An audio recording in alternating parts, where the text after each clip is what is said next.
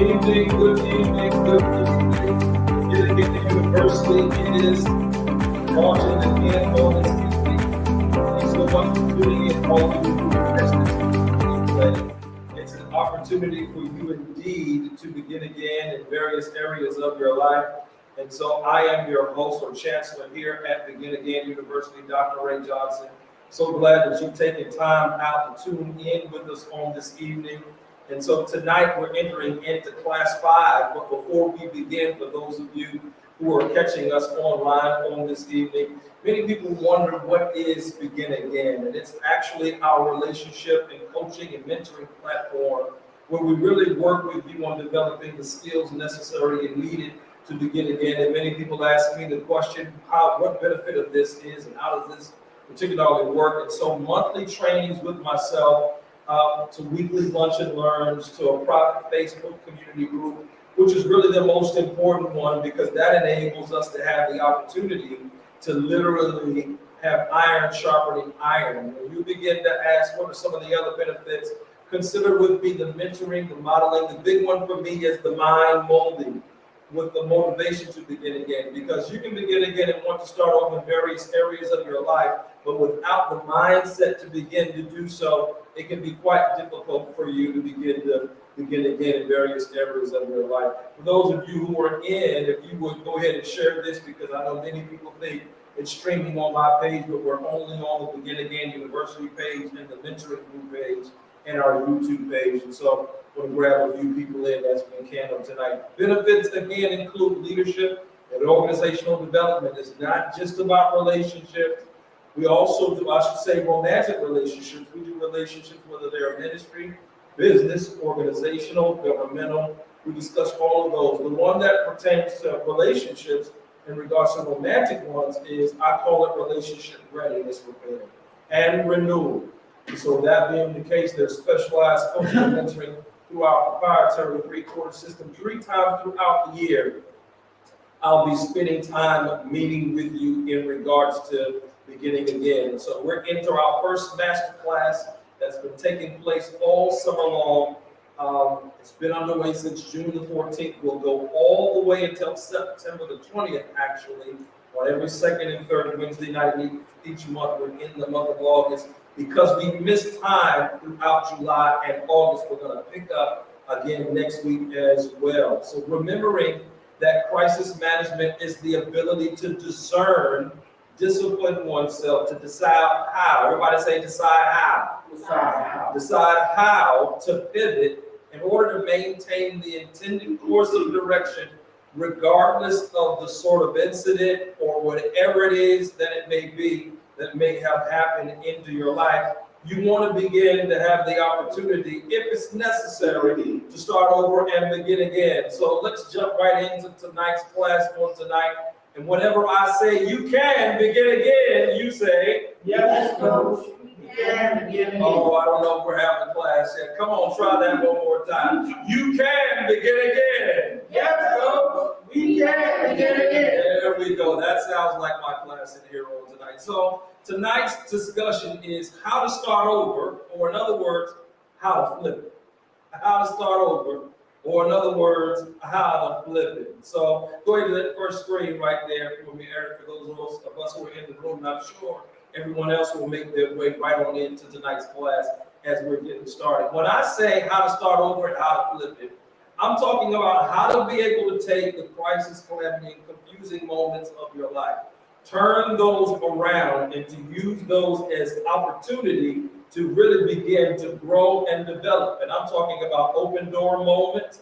I'm talking about optics, improving that. And then I'm also talking about moments where you got a chance to actually utilize something to really create open doors for yourself. Go into that next screen. So as you can see, crisis management is not only about the ability to hear and experience and handle unexpected catastrophes. How many know, like I know, there are going to be unexpected things that are going to happen in your life.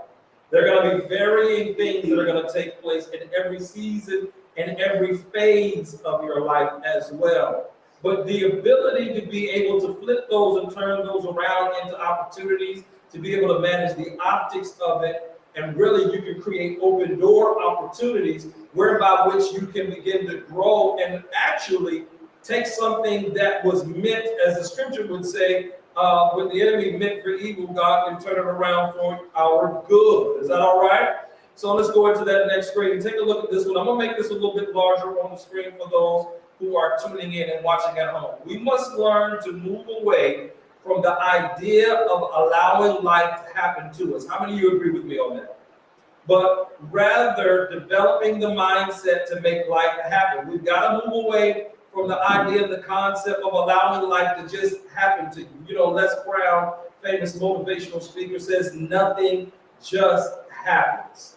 Literally, you can have the opportunity where you can begin to pivot in your life in such a way where you make things happen for you, where you can actually, I'm using Andy Stanley's book, Visioneering, where you see your future and you start taking steps to get to the image where you want to see in your mind, which reminds me that you can always begin again. You can begin again. Yes, Coach. We can begin again. I'm going to go right back in and make my screen larger for those who are tuning in at home a little bit more. We must decide to no longer live where things are, but to walk through the process of discovery. Everybody say discovery. Discovery. Discovery where and what things can be. That's a process. Discovering where things are and what things can be is a process. It's not something that happens overnight. And so I want to spend the lion's share of our time tonight really talking about how we can begin to flip it. Here's one of the things you've got to do when we talk about discovery. Self-discovery is one of the most important things. And so when it comes to self-management and being self-aware of yourself, which is why we spend the time going to that next screen doing disc analysis, personality testing, and then remember this particular class, the skill of navigating change. That change is going to happen, but you can have skill sets to determine how that change happens. So again, I'm talking about being able to see your future out of a crisis moment so that you're able to pick up where it is that you want to be. And there's a skill set to that. And remember, we really talked about managing. I'll make this one large on the screen for you, those of you who are watching at home. Pain threshold management. To the degree that you can handle and manage the process of pain is to the degree that you will be able to navigate through what I call pressure point crisis moments.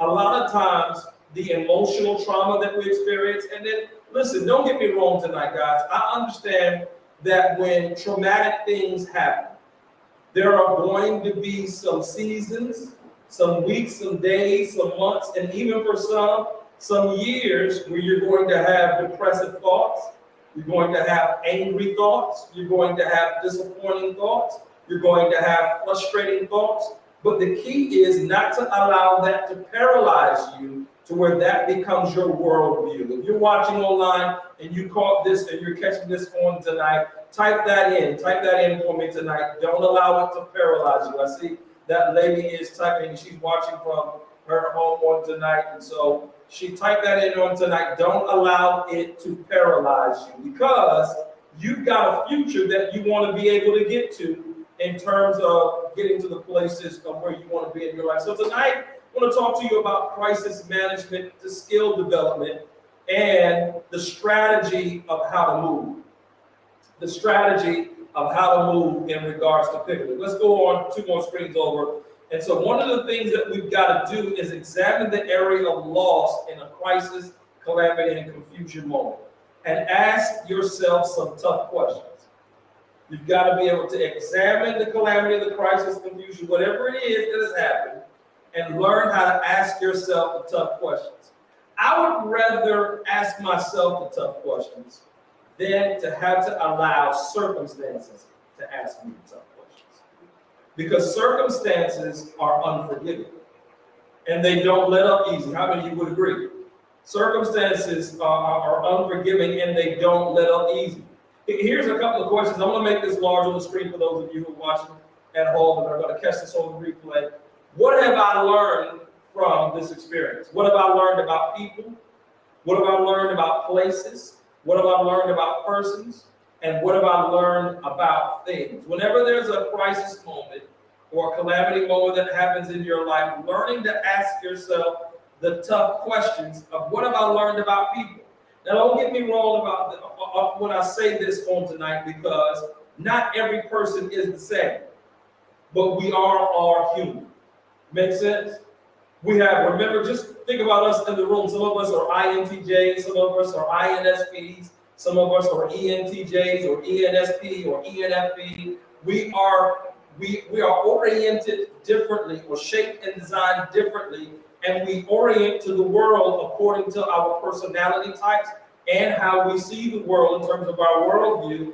And what we want to be careful of is not to allow the experience that we have had to color our lens. And so now, because one person in a particular area has offended or created the crisis, now all people who fit this particular prototype can't be trusted. Everybody understand what I'm saying? So you want to ask yourself the question, what have I learned about people? What have I learned about human nature? What have I learned about certain environments? What have I learned about certain people who follow certain patterns? How do I handle different scenarios of things that take place in my life? That's critically important to being able to flip or pivot well in your life. Here's another one. Here's another question I want you to consider. What have I learned about me? Whenever you go through something, whenever there's some kind of a crisis moment that occurs, some kind of calamity moment, some kind of confusing moment that takes place, a couple of questions you got to ask yourself in order to navigate through it. Keep in mind, we're talking about how to see the future of where it is that you want to be. So you want to ask some questions of yourself like this. What have I learned about me? What part did I play in the loss or trauma I experienced along with the crisis, calamity, or confusion? How many of you know that there is a role that you play in some of the things that take place in your life? Let me just pause right here for a second, and let's just discuss this for a moment. Not everything that is of a traumatic moment arbitrarily happens. I said on Sunday while ministering, and I know this is the Sunday experience, but I talked about how our adversary studies our patterns, studies the patterns in our bloodline, studies how those who are in our gene pool respond given certain dynamics. And so how many would agree that based on that, you can be bent in a certain direction, right? You can be bent in a certain direction and in a certain way. For example, under intense pressure moments, extreme, based upon my personality type, I normally can handle pressure very well. But when I get tired, my fuse is real short. How many of you are like that, right? So what your adversary will do is work on you to ensure that you are under pressure moments when you get tired. Because when you get tired, your fuse will get short. And if your fuse gets short, you respond out of that fuse being short, and you may say some things that you don't necessarily mean, right? Everybody ever been there? So the thing that you've got to understand in terms of being self-aware is knowing yourself. Don't let yourself get in situations or scenarios where different traits that are unbecoming of you will begin to come out. That's called being self-aware and self-management. Learning how to ask the question, what was my role in this? You know, when I went through the experience of divorce, my own coach said to me, "You're passive aggressive." And I said, okay, well, wait a minute. These situations and scenarios concerning what led to the dissolution don't really bother you until it's something that you're concerned about, that influences what you perceive to be as your bottom line. So you have a role to play in this. So a lot of times when we are offended or when some crisis happens or when something takes place, we're quick to make sure that we place all the onus and the blame on the other person. Let me just pause right here and just say for a second, no one single person on the planet can control your destiny. There is no human being alive who holds all the cards that determines your destiny or not, or determines the promised place that God's got prepared for you. No one single person can determine or control or determine outcomes in your life. Only you can determine that. When you have that etched and really, really sinking down in your mind and in your thought life, you can experience all different kinds of chaotic moments where you'll find yourself navigating your way through them in order to get to where it is that you want to be. Keep in mind, I'm talking tonight about how to start over and how to take crisis, calamity, and confusing moments and flip them and have them open doors for you, create opportunities for you, and change the optics of how you are perceived and or viewed. And in order to get there, you've got to ask the question, what was my role in this particular scenario? Let's pause right here just for a second. Let's go around the room. How many of you have ever taken time to ask yourself the tough questions? What role did I play in this situation? Go ahead, Eric. Give us 30 seconds of it. Oh, my last situation. Yeah, the last situation. Go ahead. Talk as loud as you can for the screen purpose. I left my job. Yeah. And I thought it would be easy to find another job. I thought it was a little more difficult. I started asking the questions to myself, like, what are you going to do to get another job? What are you going to leave behind? What station made? That's good. You know what you do. Yeah. To get better. Yeah. What are you going to offer the next job? You know, do a job tomorrow. Are you still going to be the same place, or you going to go live with the first guy? Basically just roll myself over. Just sat there and I talked to myself, be honest with myself about what I can do better, what was my part in it, what was somebody else's part in it. Did it really influence it?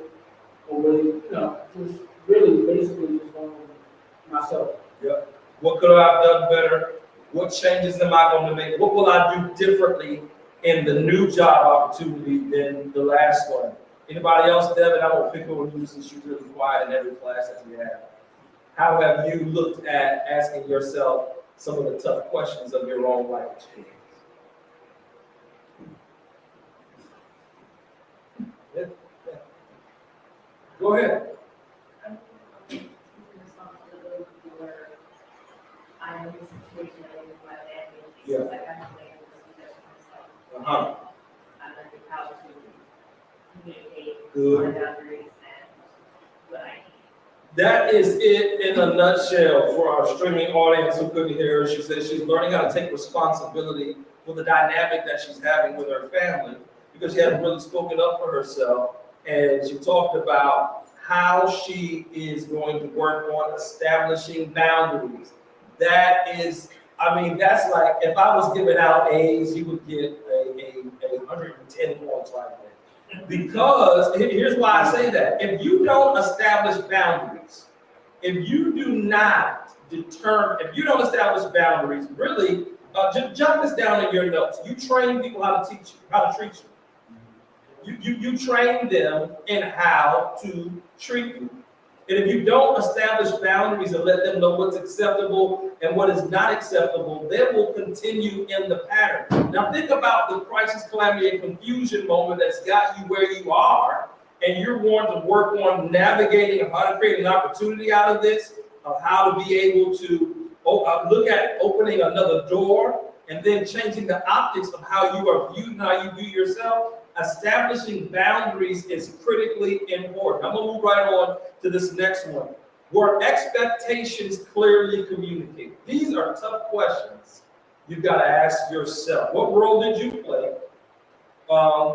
What part did you play in the loss of it? And were expectations clearly communicated to you, to another person, to the other person, to you, in regards to whatever it is that took place? Go ahead, Mike. I had a bit of a question because it seems that each of these questions, all four of them, are past tense. Yes. So are we asking these questions after going through Both and. Conclusion of a crisis situation, so that we can teach ourselves what to put into place in preparation for the next crisis? Or can these be also the present tense we use during a crisis? This is actually more 70 to 80% present in a crisis. I'm talking to us tonight out of a few things of how I have learned how to be able to navigate through crisis moments and different areas of my own life. And one of the things I've had to do in a tough way, I highly recommend any and everybody, I know I talk about it a lot, going down to midnight, North Carolina, and spending time with me and Denise Boggs at Living Waters Retreat Center. Because asking the tough questions, when I was in one of my own coaching counseling session moments with Denise, she looked me in the eye and she really said to me, what role have you played in this? Or is this just all somebody else? Because none of us are Jesus. He's the only one that is human and divine. The rest of us, we're just human with a measure of divinity, which means because of our own nature, there is a role that we've got to play in some of the stuff that we are in. And so I'm just going to throw this up for the streaming purposes. Lady puts up, no one person can control and determine your destiny or promised place that God has for me. Keep those comments coming. Let's move right on into the next screen. Go ahead, next screen there. Now, here's where we want to get in tonight, Mike. And here's why I say 70 to 80% present tense. Okay?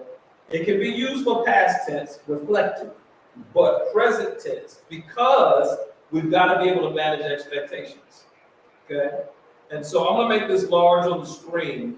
If you're going to attempt to flip it, to create opportunities, optics, and open doors, we first need to know what makes up that something that you're trying to get to, or that thing that you're trying. You got to know what goes into creating that. So for expectations, there's one key concept. It's got 4 critical components. We're only going to do 2 today for the sake of time. If you want to be able to flip some things around. So I'm talking about, you're right in the middle of a crisis moment. It's not going the way you anticipated for it to go. You're on a job situation. You just got a 90-day action review plan. And if it doesn't turn, you're fired. Your spouse comes home and says, I'm not feeling this relationship. I want out. You have a child that just had some kind of major atrocity happen, and they are not responding to life the way that you raised them. Somebody, here's a big one for parents. You're going to catch this on the replay. Child walks in, says to you, I think I am a part of an alternative lifestyle choice, and is questioning their gender and come to you with it.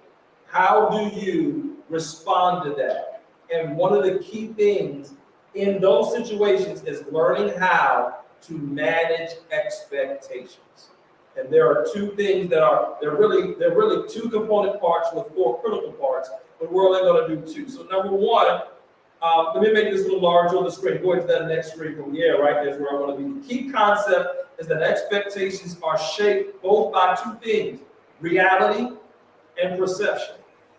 And in ideal dynamics, both the reality and perception of whatever your objective is of what you're trying to get to, a problem you're trying to solve, or crisis moment you're trying to manage, is based on your ability to manage well in terms of performance. Now, let me pause right here when I explain what I mean when I say performance.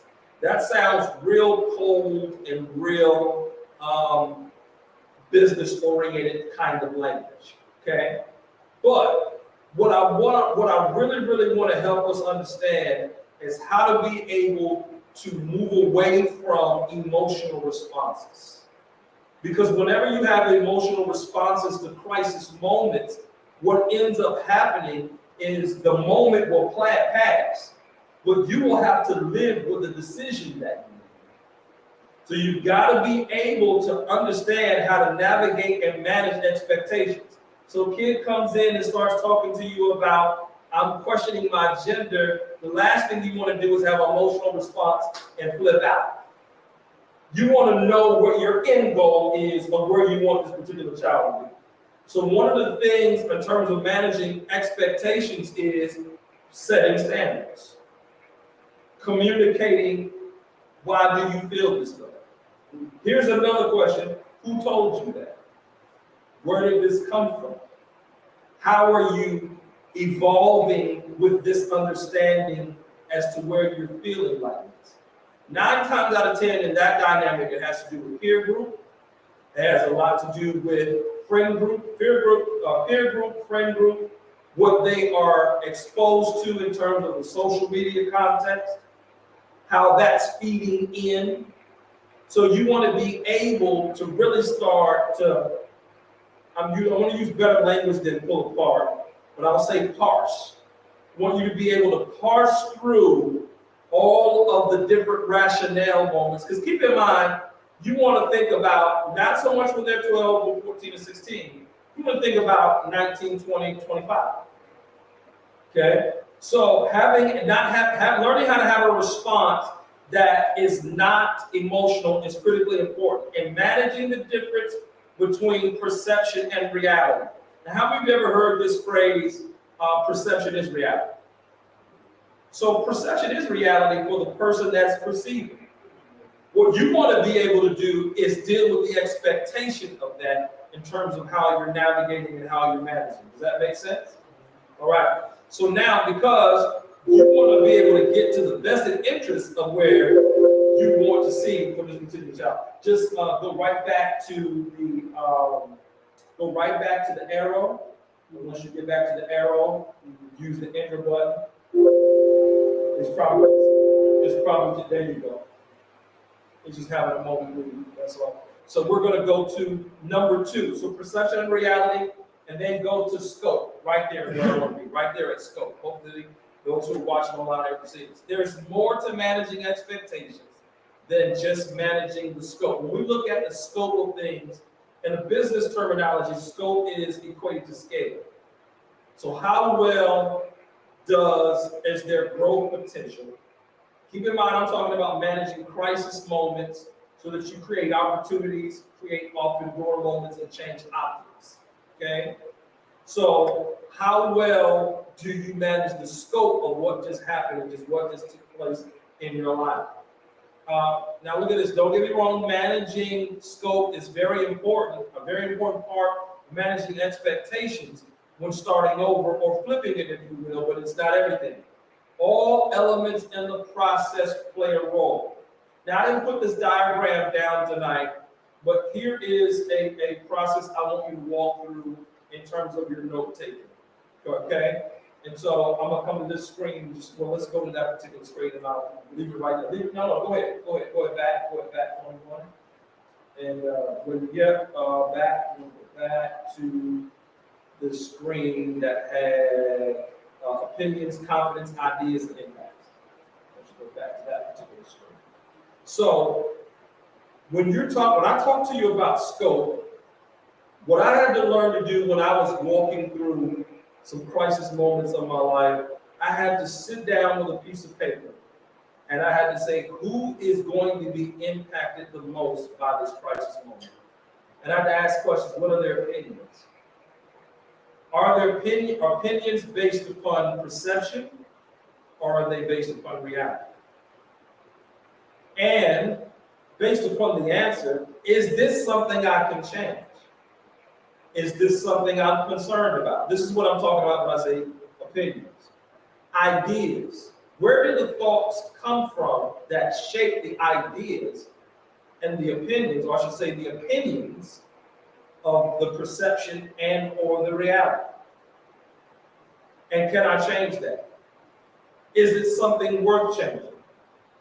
Then you've got to shift to the place of, keep in mind, I'm talking about creating open doors. I'm talking about creating opportunities.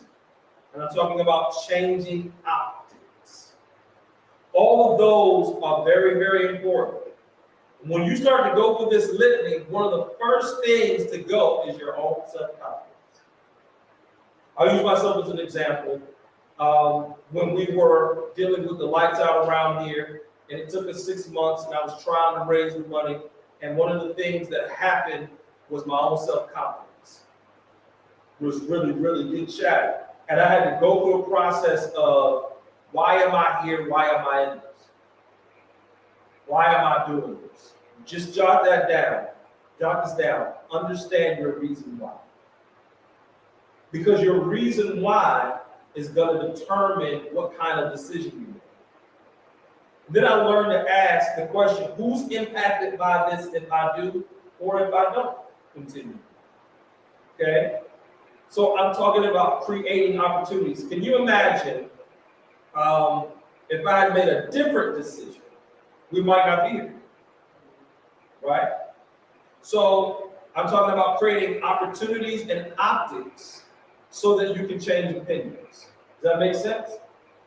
All right, so I'm gonna go, that's just two under scope in terms of how to manage expectations. Let me go to another one.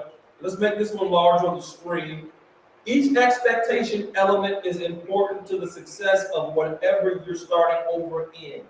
Each element that we just went through is important and is subject to the natural push and pull between projected reality and what we call stakeholder perceptions.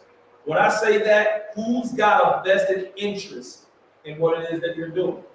Let me use Devin's example for just a moment.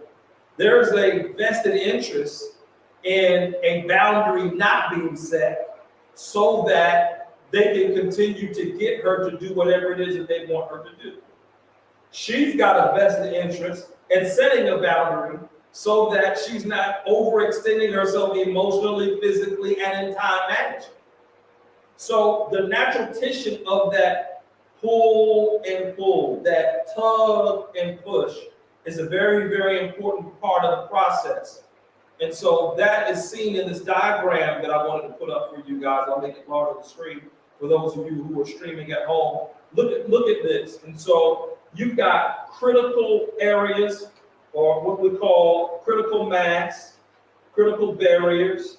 I want you to just take a moment to kind of glance at these, because to the degree that you're able to manage the inner circle is to the degree that you're able to handle the outer circle. Does that make sense? The inner circle stuff is you.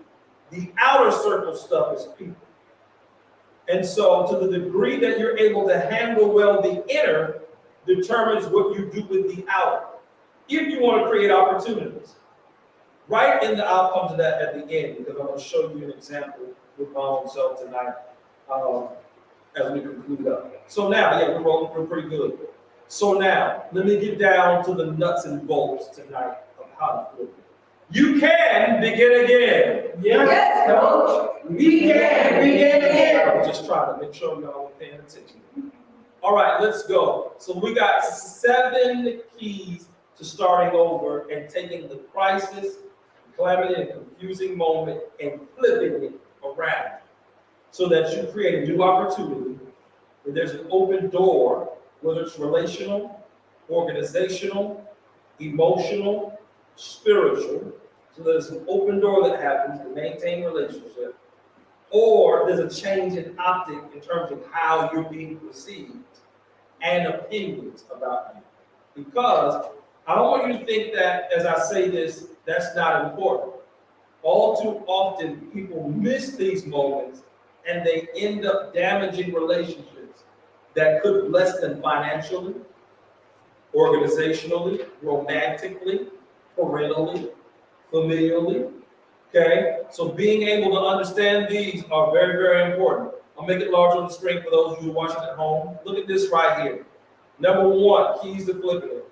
The signs of pain and emotional suffering are weapons of mass destruction when it comes to living out life purpose. All right, number 1, reflection. Start with reflection. Before you can make any changes, you have to understand where you're starting from. That's why I say ask yourself the tough questions. If you don't ask yourself the tough questions, you really won't know where you are.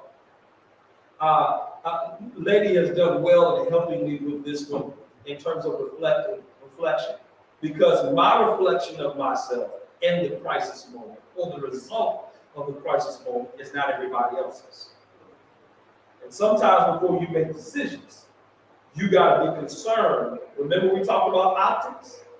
You got to be concerned about how everybody else is perceived. in C. But sometimes when we're in crisis moments, we kind of go into self-defense mode.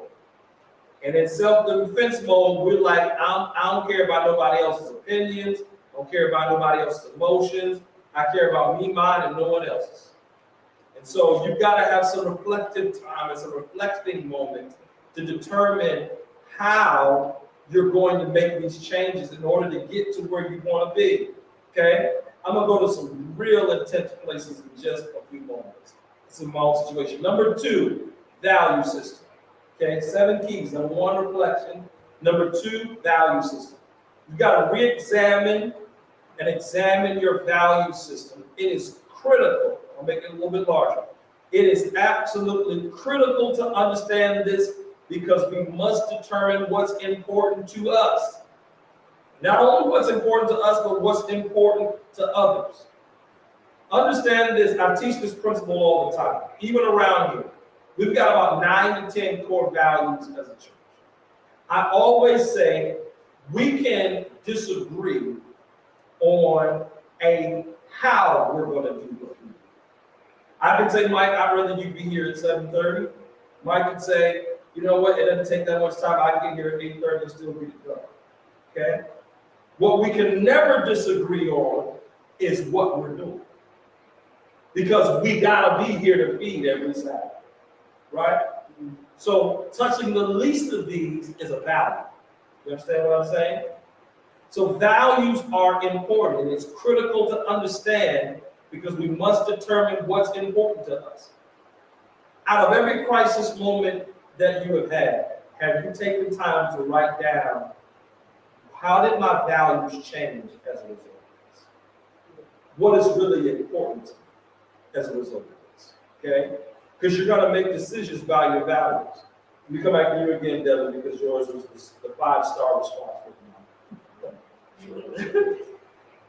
Which boundaries are important because you value your own sanity. Boundaries. You value your own peace. Boundaries. You value your own sense of stasis. Boundaries. If you don't set them, all of those, people will just juggle you like like ping pong balls. And you're bouncing from over here, bouncing over here, bouncing over here. I've seen scenarios where when parents don't teach children boundaries, children really will believe that the world revolves around them. Sometimes as parents, we've kind of catered to that because of the idea of, well, I don't want my child to go through what I had to go through. Well, some of the stuff that we went through is what developed the thick skin, what developed the stick-to-itiveness, what developed the opportunity to be able to be successful by first failing in some areas. And sometimes when we remove that away, we create more monsters than we do normal everyday people. So sometimes them learning how to receive a no, them learning how, you just can't violate my time. I got boundaries. I'm working on something else, don't bother me right now. Okay? Somebody just yell out with me, facts. You gotta teach them out because here is the thing. Men do good with this, women do not. Fathers do great with what I'm saying, mothers do not. Here is what I got an amen over there, a little bit too bad. Here's the difference. Mothers are concerned with the emotional comfort of the child so that the child always feels accepted. Come on, mothers, am I right? Okay? You always feel accepted.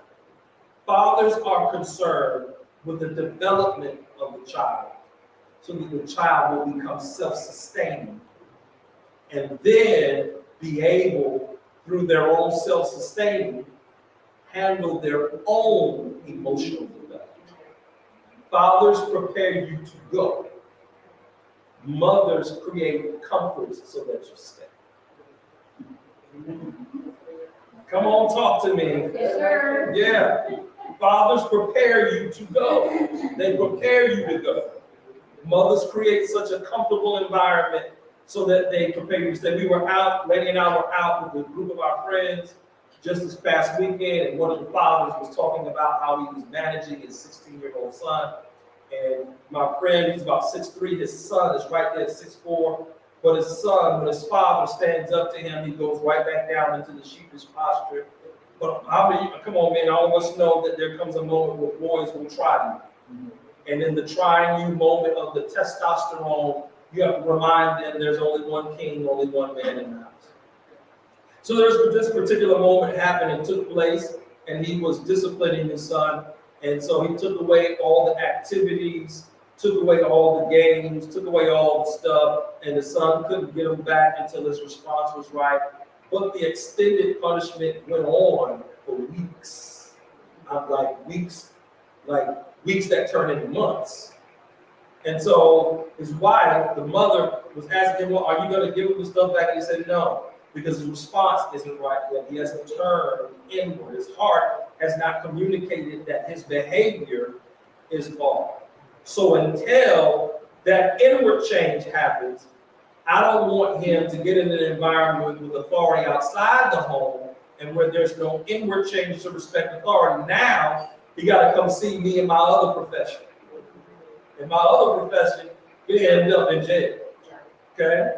So, like I said, fathers prepare you to go and to live outside of the home. Making sense? Another scenario that they talked about, and I'm still on values. So what the father valued was internal controls. That the son would have internal controls so that he would be able to handle himself when the father is not in his presence and not around. Go ahead, Eric. I think as fathers, we also see what could happen. Yes. We try to remember that. And also, I think because men and women are made differently, Yes. we want to respond to the emotion that she is. Yes. Absolutely. And the man responds with authoritative because he is. Absolutely. I believe that, that causes conflict. Yes. It will cause conflict. Yes. On how to respond because women don't always necessarily want to respond to that nature until they get fed up. When they get fed up, they just step on back going out of the way because that's what's about to happen. If she were here tonight, she would tell you that there are moments where she has just got fed up. And here's what you cannot do, fathers and husbands. You can't say, I told you so. You can never say that. Okay? You got to just step in and then look at how do you bring some of the corrective change. But sometimes the moment has to come where you get fed up. And then there are other times where the climate of the house is about to be affected if this issue ain't dealt with, and you just go out and deal with it. Straight up, right there in the moment. Because if not, particularly with boys, because boys are going to evolve into this idea that they really believe and think that they're going to be in charge. Okay. Until you remind them, Slim, you're really not in charge. Come on, let me keep going. I'm talking about value systems. All right, number 3. Based on the examination of your values, you have to revisit and rewrite your goals. You got to rewrite your goals of what's important to you. Determine what's a win for you. This past week, I met with, I'm meeting right now in our interest meetings for Dominion Covenant Fellowship. And I talked about values. One of the guys asked me a question, one of the pastors said, with this new alliance organization of churches and ministries, tell me what is a win for you. Tell me what does it mean to you if this organization does well? And I said, the spiritual health of the leader that impacts the spiritual health of the church. Because my job is to cover the leader covers his church. So I want to see healthy leaders, because if leaders are healthy, the church will be healthy. Make sense? That's a win. I want you to start thinking about what is a win for you relationally. What is a win for you organizationally? What is a win for you romantically? What is a win for you financially? What are your wins? Write those down, because you're going to have new goals out of new settings. or I should say, new dynamics, or new opportunities, open doors, open moments. Number 4, courage and commitment. Courage and commitment. Once we have redeveloped our goals, we must have the courage and commitment to make the necessary changes in order to reach those goals. You gotta make the changes. It may require patience, okay? Let's use the child example again. Based upon a child's temperament, some children will respond to authoritative strong hand. Some will not. Strong-willed children do not respond to they do not respond to authoritative hand, strong-willed children. With strong-willed children, you can holler, yell, scream all you want to. They're not budging, they're not moving. With a strong-willed child, you have to utilize different methodology to communicate the change of value system. So I got another friend in the same setting. Another friend of mine, we were out to eat with our group of friends. We were talking about kid management and all of that. We talked about his son. And the son was having a smelling himself moment. Everybody understand what I mean when I say smelling himself? And so the father said, you're not going to talk to your mother this way in this house. So I tell you what, since you think you're a man now, everything you got that's belonged to you, you got to go make your own way and determine where you're going to live, because you're not going to live. He said it calmly. And so the son was like, cool. So the father was like, okay, so that shirt, I remember buying that, and take that off. The pants, I remember when your mama got that came out of our pot of money, take that off. He got all the way down to the underwear. It was in the dead of winter, and then the father opened the door. Strong-willed child. Strong-willed child walked outside.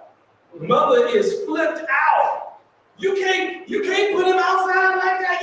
You can't do that. Father closes the door, locks the door, goes, sits down, hits the remote, and I know this much. I ain't gonna call my friend's name, but this is really it. And is watching TV, watching the game. Mother is like, what in the world? What in the world? What in the world? 15 minutes has to go by until there's a knock on the door. Could I come back in? That's how you got to deal with strong-willed child, so that there's an internal change in disposition, recognizing lines of authority. Okay? Now, here's the key. You got to have the courage and the commitment to make the changes that are necessary. Keep in mind, in determining your outcome, I want this particular child at 20 to be self-motivated, self-controlled, disciplined, hardworking, respect for authority. Well, at 12, I got to put the work in. Making sense? Come on, let's go to the next one. 5, you got to make a move.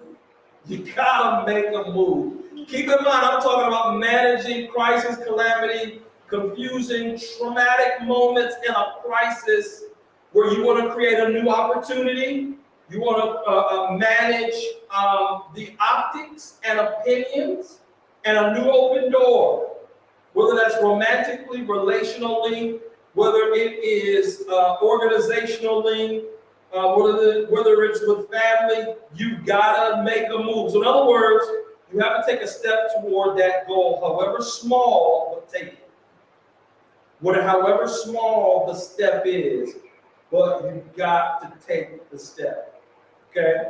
I'm going to come back to that number 5 as we get ready to wind down. Remember that. 6, shameless plug, got to make it larger on the screen. Whenever we're considering starting over and flipping the moment that we've had, every one of us needs a coach. I have a coach. Everybody needs a coach. Coaching is not counseling. Okay? It's not for you to sit around and just talk about your feelings and emotions, although that is good to some degree so you can get out. No. You got to be able to get out the feeling that you feel about a situation. But then the next step is, what are you going to do about it? That's where coaching comes in. Okay? Coaching is not necessarily compassionate understanding. My guy that coaches me is on me. I'm gonna come back to 5 and 6. I'm gonna come back to it, but let me just get through them. He coaches me to get to where I need to be. Okay? So it may not necessarily be compassionate understanding, but it will be concerned about getting your bottom line done. When I was coaching my basketball team, they were hot, mad, and upset with me the entire summer. I ain't letting nobody go out nowhere. It was 2-a-day practices. We practiced before summer league games, we practiced after summer league games, and we were practicing 3 days a week. But when the season started, they were in better shape than everybody else. They won 17-0 undefeated in the regular season. Okay?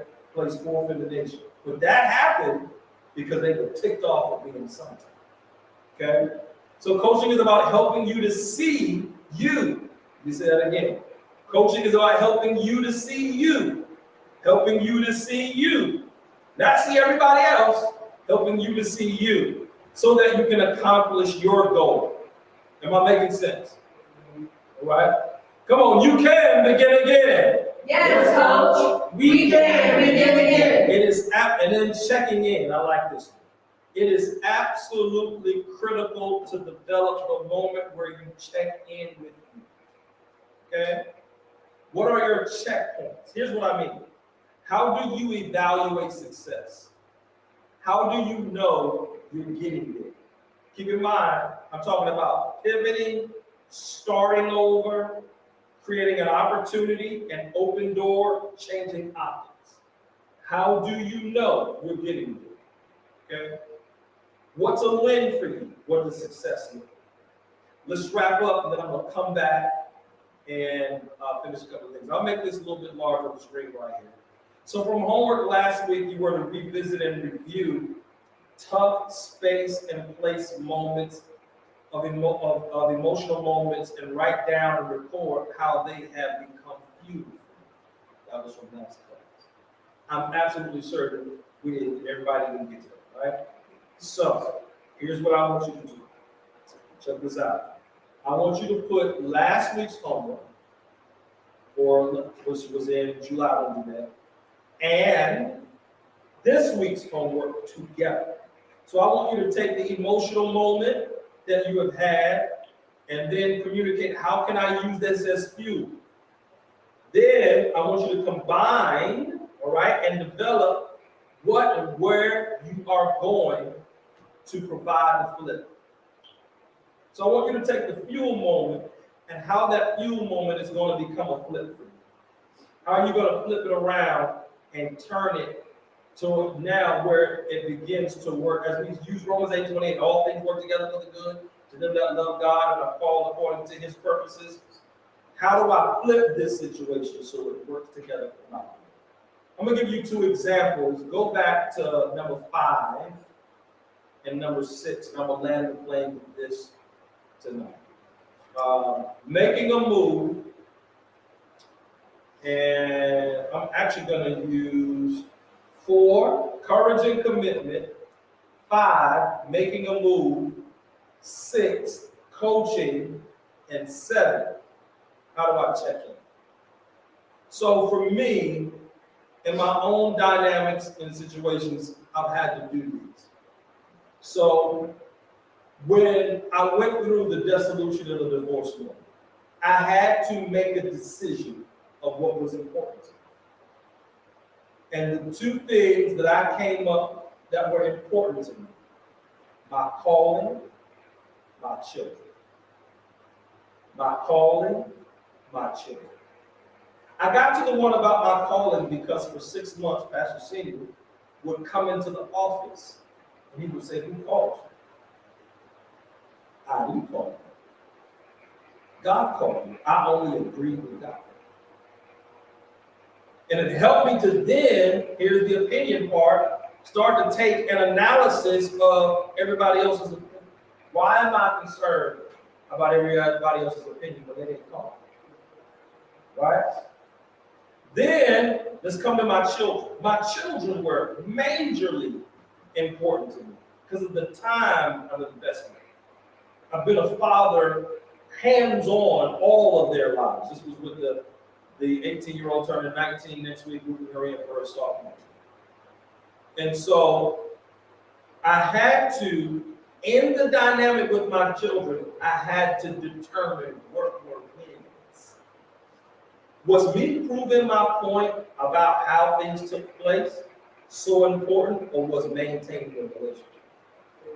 I love to tell you that I automatically got there to maintain the relationship. But that's simply not the case. Because there were many days where there was arguing, yelling, going back and forth. And it took my own coach to say to me, did you not hear me when I said to you, you're passive aggressive? Why are you point proving with a 14-year-old, a 16-year-old, or 18-year-old? Why are you trying to prove a point? What is important, Ray? You proving the point or maintaining the relationship? And he had to hit me square between the eyes, and I had to go, maintaining the relationship.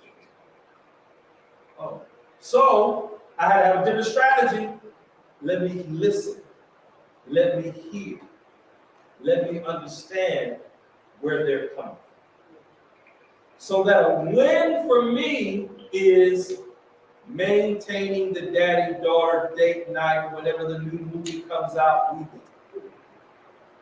I'm the first dad. Transformers is out. We going? Yeah, we going.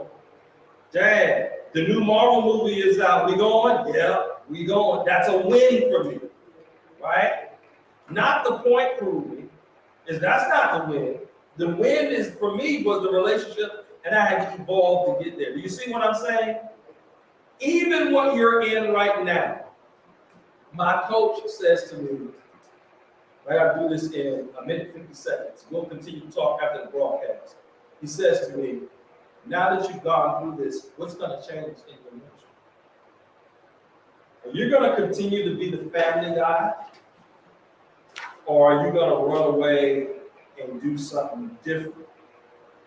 And I took a look at our logo. Get the Dominion Outreach Workers logo. And right when I'm looking at the logo, again comes to me by way of the Holy Spirit. And literally, now I wish she was here tonight because she would tell you, I wrote down the plan for all of this after that moment. But it took a whole nother year to get here because I couldn't start this the way that I wanted. And lady would say to me, so when you gonna start? When you gonna start with where you are? Keep in mind, I'm talking to us tonight about opportunities. You see what I'm saying? So what I've shared with you tonight are things that I've learned in the process that I've seen work for me in terms of how to navigate and manage crisis. For those of you who tuned in tonight, we're getting ready to kind of land the plane and close down a little bit. But I want to make sure that you jump right back in with us next week because we're going to pick up from what you wrote down from homework, and I'm going to go right back into the critical components of expectations in terms of how to be able to start over and how to pivot. Thank you so much for tuning in. God bless you. Take care. Bye.